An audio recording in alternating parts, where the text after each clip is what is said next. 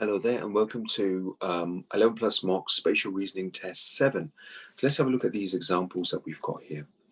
So for the first example, we have a cube, a net of a cube. So a net of a cube means it's a cube, but it's opened up for you to see the shapes. Now this particular shape here, which is a circle, a plane circle, that's always going to be on top.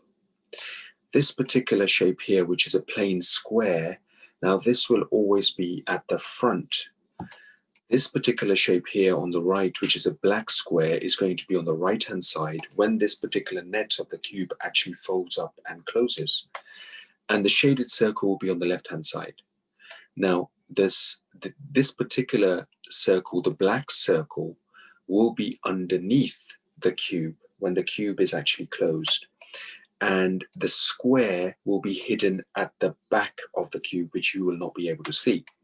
Now, in your minds, if we were to close this net of the cube, we end up with C as our answer. So you can see the square, the plane square, is at the front. The circle, the plane circle, once we close this cube, will be at the top. And the black square will be on the right-hand side. So that's how you work out these questions. But let's go to our first question and try this together.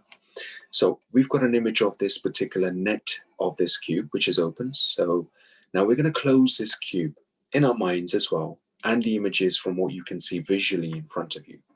Now we know that this particular image here, this quadrilateral that we can see here, this plane quadrilateral, or trapezium in this case, is going to be at the top, right?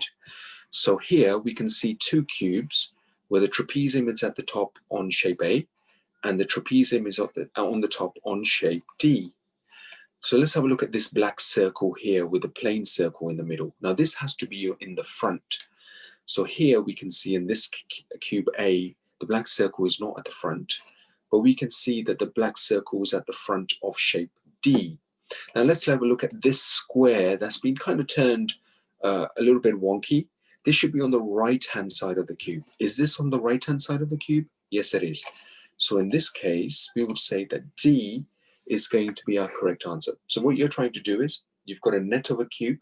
You just have to fold this cube and decide where the images actually are in the cubes themselves. All right, good luck with this, and we will cover this in our next lesson in much more detail. Thank you.